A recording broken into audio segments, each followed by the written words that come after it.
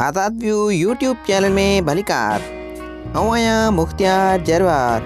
साथियों एक नई मालूमाती ऐं दिलचस्प वीडियो से गॾु तव्हांजी खिदमत में हाज़िर आहियूं। साथियों हर सवाल खां पोइ जवाब ॾियण जे लाइ तव्हां वटि 10 सेकंड जो टाइम हूंदो। जेकॾहिं वधीक टाइम घुर्बल हुजे त तव्हां वीडियो खे रोके सोचे पोइ जवाब कमेंट करे सघो था। साथियों हीअ वीडियो ॾिसण खां पोइ यकीनन तव्हांजे इल्म में इज़ाफ़ो थींदो ऐं तव्हां इंजॉय पूर्ण कंदा।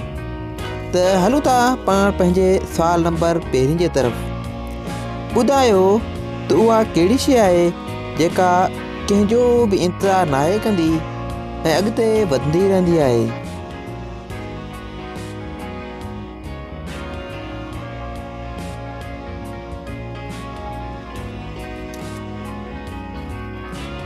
जवाब वक्त।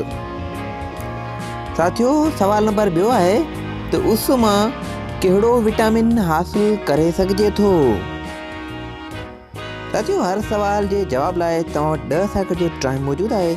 वधीक टाइम घुर्बल हुजे तव्हां वीडियो खे रोके पूर्ण सघो था। जवाब विटामिन डी।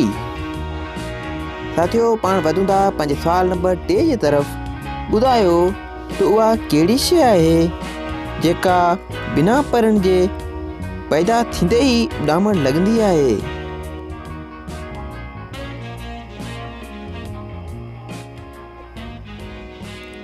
वधीक वीडियोज़ हासिल करण जे लाइ चैनल खे सब्सक्राइब करण न विसारिजो। जवाब ककर या बादल पैदा थींदे ई बिना पढ़ण जे उॾामण लॻंदा आहिनि। साथियों हिन वीडियो जो आख़िरी ऐं इंतहाई दिलचस्प सवाल आहे त ॿुधायो त कहिड़ो जानदार आहे जंहिंजो पघर गुलाबी रंग जो हूंदो आहे। साथियों वधीक वीडियो हासिल करण जे लाइ चैनल खे सब्सक्राइब ज़रूरु कजो। जलन नाले जो दिलचस्प सवाल आहे। हिन सवाल जो जवाब आहे त दरियाई घोड़ो। जी हाँ साथियों, दरियाई घोड़े जो पघर गुलाबी कलर जो हूंदो आहे।